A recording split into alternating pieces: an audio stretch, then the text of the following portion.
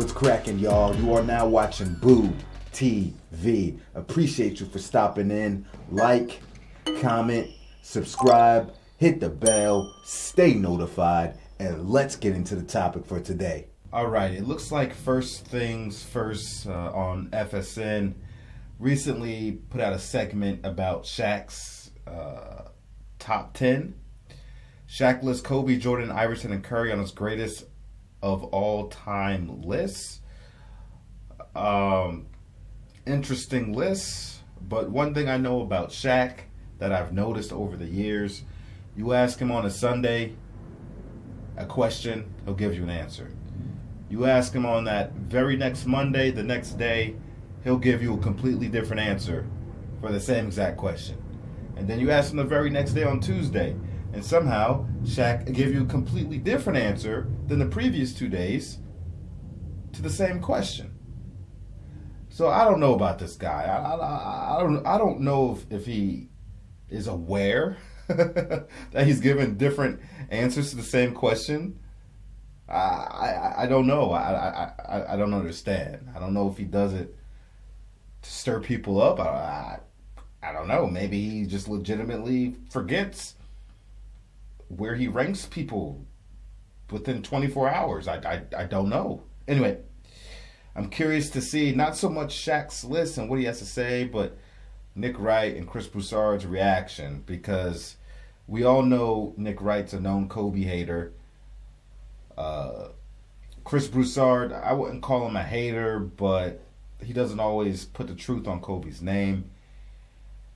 But in general, just hear what they got to say, especially with players that they might leave off. So we'll see. Let's get into it. I don't know what to expect. Shaq has given his all-time starting five. It also includes a second unit, bro. Oh, I love it. The second unit actually has 6 guys on it. Well, yeah. Well, I think he's starting 6, though, because it was like, here's my first unit site. It's like hockey. Top 5 is Magic, Kobe, Michael Jordan, LeBron, and Shaq. It's very Lakers-centric with LeBron and the Lakers. Well, that's kind of how it worked. Most of the greatest players of all time did play at some point for the Lakers. I'll say this about Kobe, and back in 2004 when they played Detroit in the finals, and Kobe was phenomenal, obviously. Shaq, that's when Shaq was saying Kobe's the best player ever. So I think, because obviously back in the 2004 NBA Finals, that was Kobe's worst finals performance. Like, he played horribly. No question about that. Outside of that game 2, where he hit the shot to force overtime, he didn't play. He didn't play well. So obviously he's not talking about that finals, but I bet you Nick Wright is going to bring that up. Either Nick Wright's going to say, Kobe played horrible in the 2004 finals versus the Pistons, or he's going to need him to clarify, you just mean overall, or are you talking about in the I bet you. Nick Wright ain't going to let that slide. He ain't. And I went up to him privately, and I was like, you've been saying Kobe's the best ever. I said, what about Jordan? And he said, what about him? Like, so he loves Kobe. All right, so. And you weren't saying Kobe was phenomenal in the 2004 finals there. No, you just said Kobe was phenomenal leading up to it. Right. I look at his list. Obviously, it was contemporaries, essentially, because he let Shaq has always put himself behind Bill Russell and Wilt Chamberlain, Kareem Abdul-Jabbar. So that was a little shocking that he put himself on the list ahead of those guys. I do too. It's fine, but usually he would defer to those guys. And there's only one guy on the list that he didn't play against, Kareem. Isaiah was obviously toward the end of his career. You're right. Shaq, he played a couple years against Isaiah. You're right. Look, Iverson and Karl Malone and Isaiah are not top 10 of all time. I think Isaiah's just outside. Yeah, short. It's just outside. I think he's the second best small player ever to Curry. Mm-hmm. AI, though, put 48 on Shaq and the Lakers in the 01 finals game. Won that game, yep. And that's why, I'm sure he's got the major respect for AI. And Karl Malone, Nick, beat Shaq 2 straight years in the playoffs. Swept them once. Yeah. It was 8 out of 9 games they won. So I'm sure. And how about Karl Malone this week?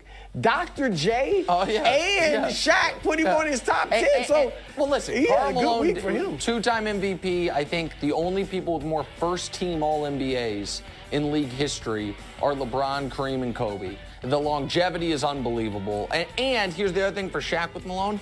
I bet Shaq believes, as I think a lot of us believe, in 2004 they win that title if Malone doesn't get hurt. Because Malone got hurt, they were a mess. Rick Fox got hurt. They were down. They basically lost all of their starting forwards right before they played the 2004 Pistons.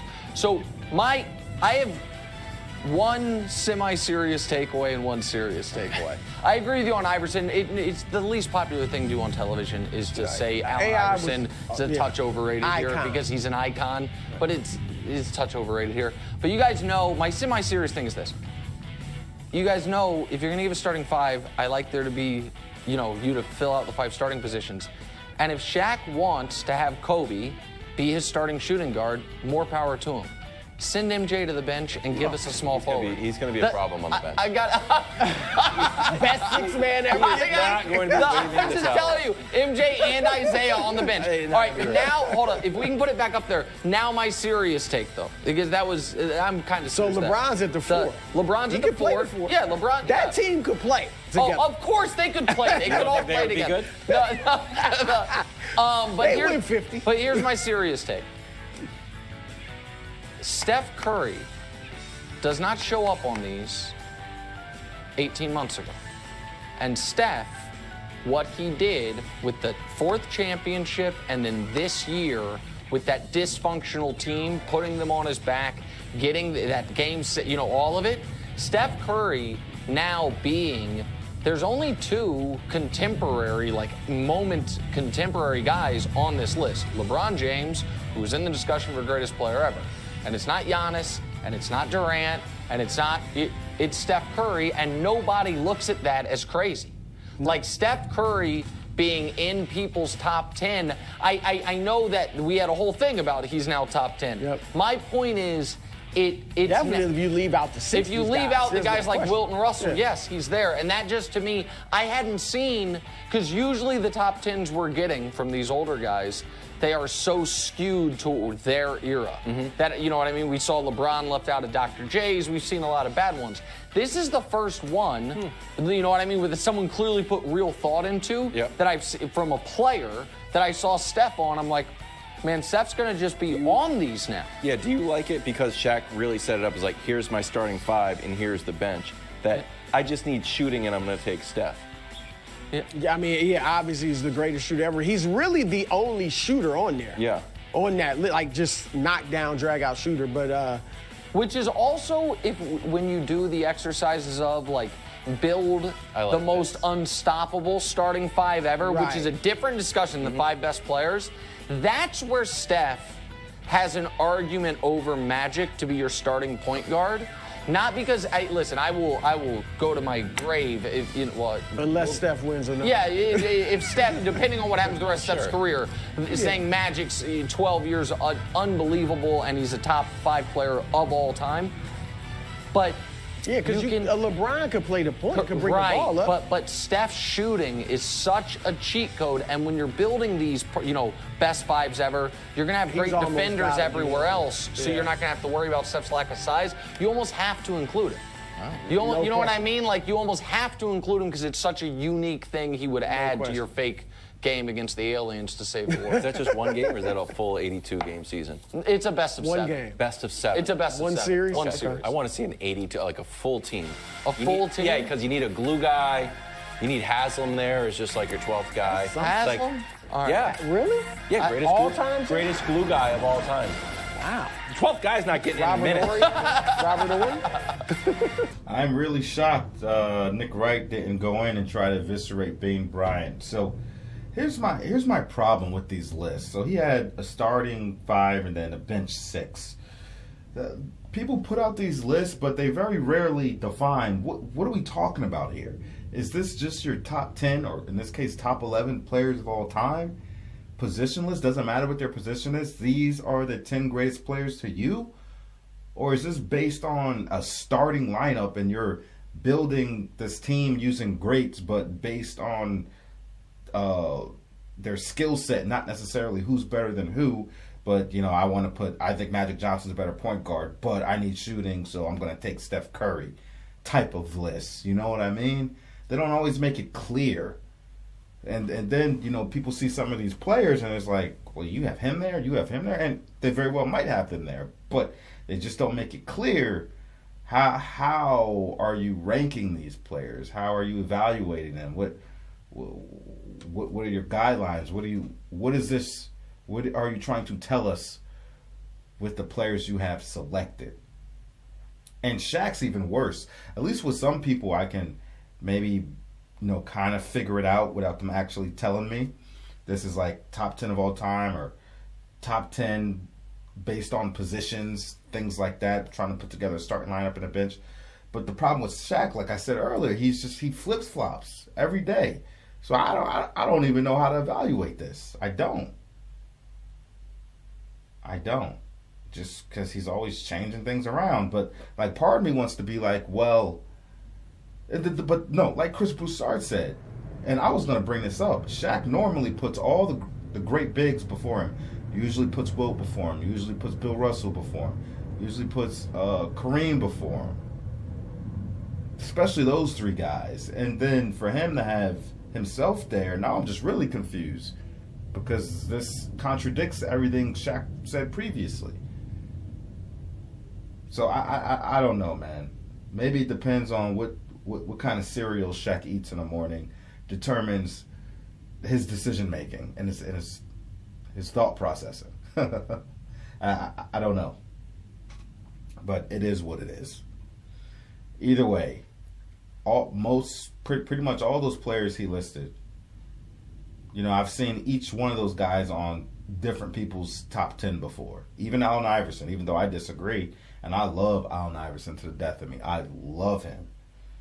I think AI is a top 15, top 20 player without question, without giving it much thought. But for me, I can't put AI in my top 10.